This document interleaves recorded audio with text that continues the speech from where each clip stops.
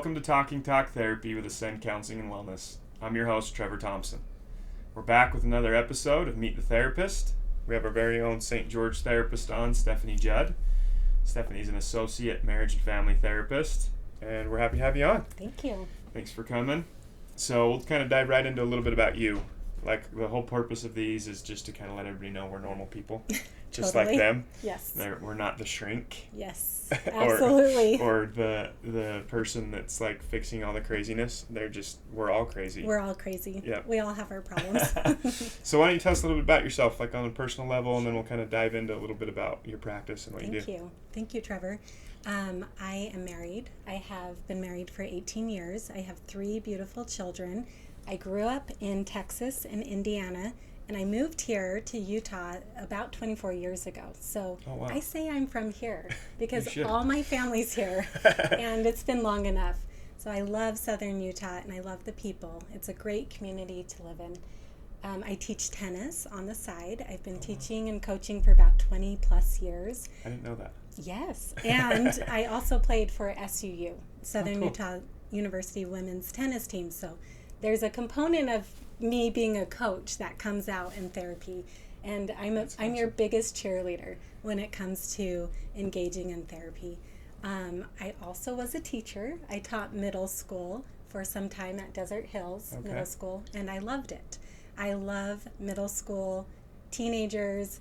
I want all the preteen teenager clients. I love working with them because that's such a crucial time in their life, and they need people who want to support them. Such an awkward time.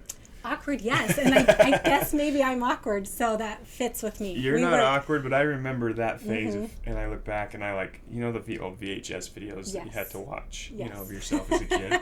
Yeah, sure. And I looked at my dad and I'm like, I don't like the way my voice sounds. Why am I acting like that? I sound super awkward. Yes. So you're a saint for wanting to work with that demographic. Well, you know what? It's sometimes hard to like yourself at that stage, and they need to know people love them and that they've got a safe place to work through all the many reasons why life is awkward at that stage. Oh, that's awesome. Yeah. So I didn't know that you were a collegiate tennis player. Yes. That's awesome. Yeah. It's so great. You moved to Texas to go to play tennis, or did you move from Texas to Utah before that?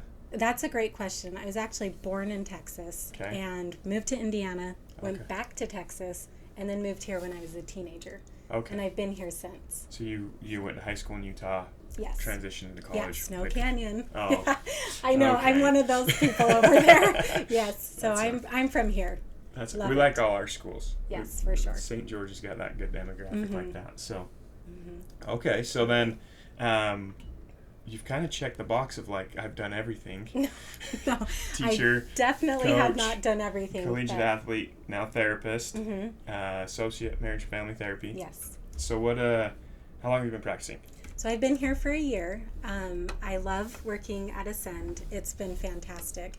And I graduated from North Central University, now National, and I took my schooling pretty slow. I took it one class at a time. It took me 4 years to go through graduate school because first and foremost I was a mom, and I was okay with that. I think that lends to my approach for therapy is I take it at the client's pace. I don't feel like we have to rush anything. If a client comes in and they are nervous about therapy, we take it slow. I let them know, hey, I'm here for you. We can meet once a month. We can meet every other week.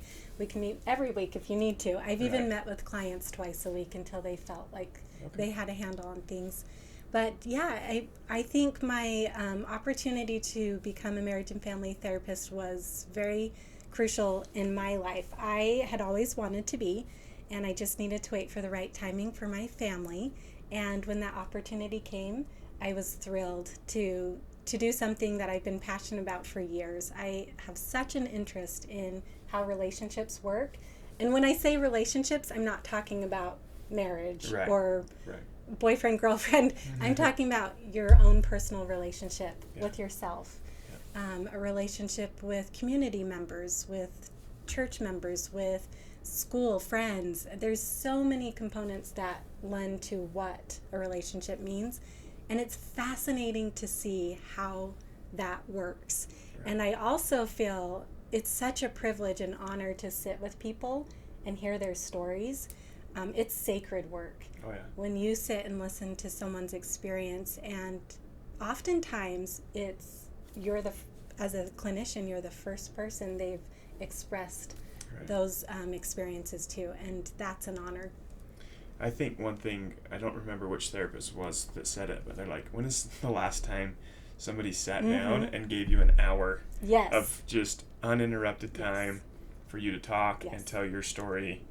And sometimes that alone will make a ton of progress in somebody's life. Absolutely. I think it was Bracken who said that. It was Bracken. And he is awesome. Yeah, and Bracken is amazing. And I've said this so many times it probably gets old for people that have watched multiple episodes, but like the relationships in our lives are 100% the most important thing. Yes. Like you could take away my finances, you could take away everything. As long as I still have those really solid, healthy relationships, there's nothing more important. Right. We are meant to be connected. Yeah. And some people say, no, I'm shy. I want to isolate. Well, yes, but you also want to feel loved, supported. You also want to feel safe. And that connection can come from yourself and feeling great with who you are. It can come from a higher being. It can come from others. But yes, we are meant to be connected.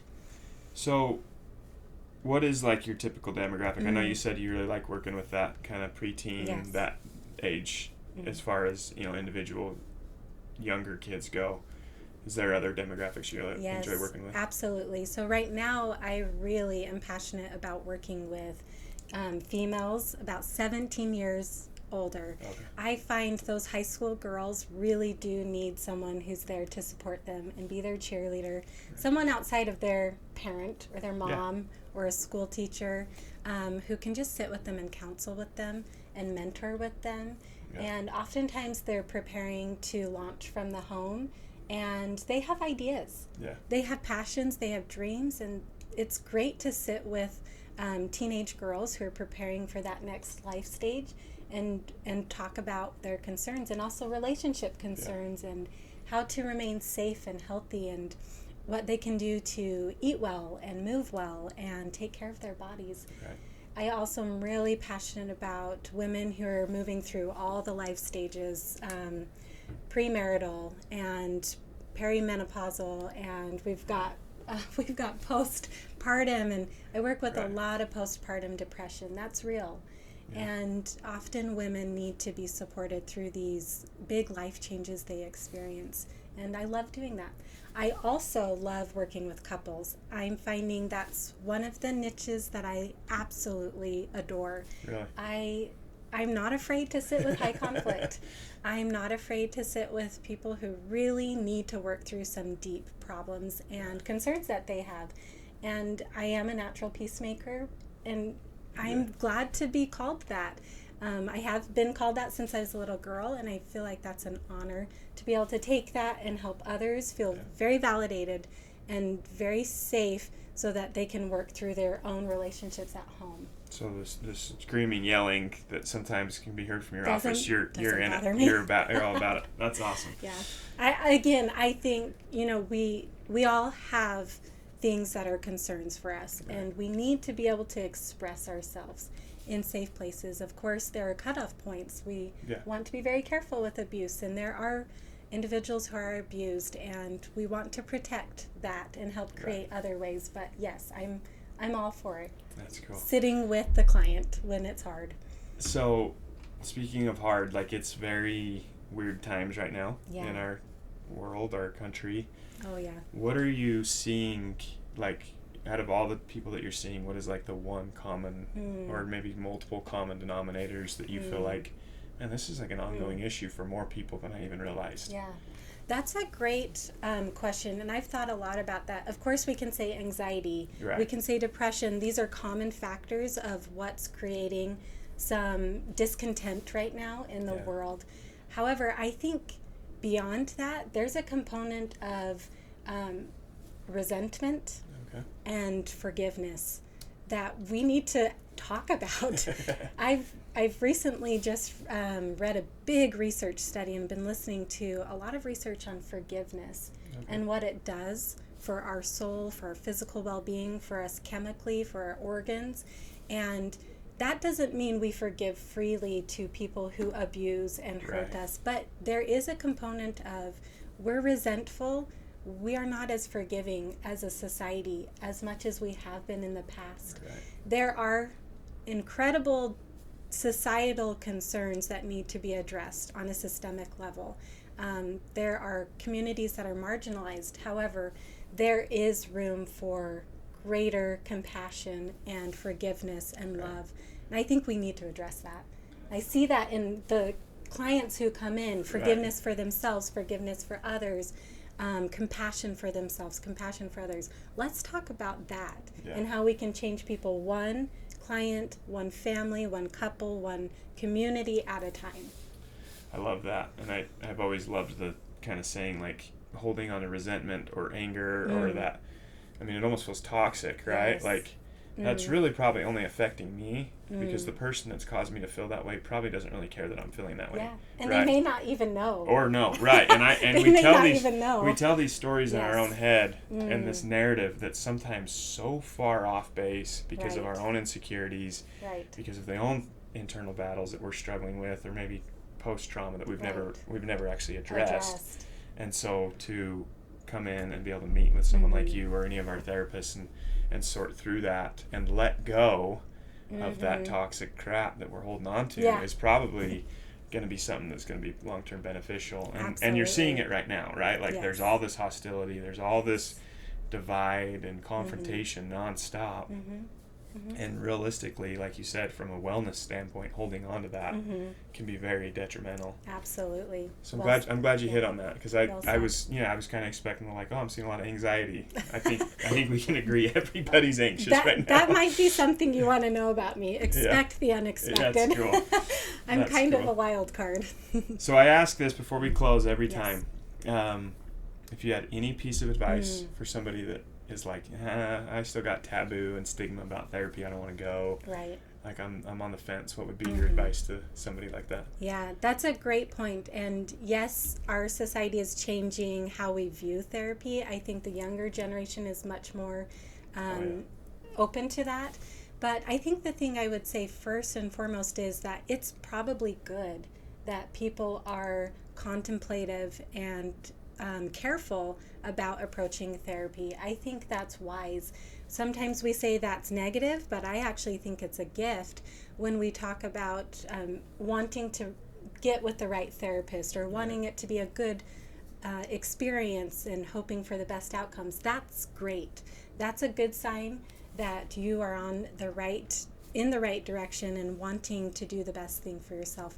I also think that a lot of my clients just have a fear of the unknown. Right. They may have never done therapy, and so even just knowing that our office is so welcoming, it's very comfortable. Right. The process of walking in, checking in, sitting down, waiting until your therapist comes out is very soothing to those who are fearful of what am I supposed to expect. Right. And I'm one of those people. I want to know what it will be like, where I'm going, how long it will take, will it be pleasant or not Right. before I actually do it. And so I think addressing those concerns, those are real, and it's not bad to be considering those. The last thing I might say, in addition to embracing the idea of going to therapy, is that we really are here to support our clients. We take it the pace of the client's needs. We work together with the clients to create what will be the best outcome for them. And there's a lot of say in that from the client's perspective. Right. I love that. And I think you just inspired a marketing idea of maybe first person, like, hey, here's what it looks like from start to finish. From start to finish, right. For those personalities, like, what is it going to look like the second I walk in the door? So that's awesome. And obviously, guys, like I've always said, we have tons of education on our online platforms. We're always doing tons of training. Yes. And ongoing topics that we feel like apply to our everyday lives. I'll always attach a link for you guys to view those. Really appreciate you coming on. Thank you. Hopefully you guys enjoyed getting to know Stephanie. Please do us a favor, like, subscribe, all of our stuff, share it. We really just want to help educate our public and help get people better. Yeah. Thank you so much. We'll talk to you next time.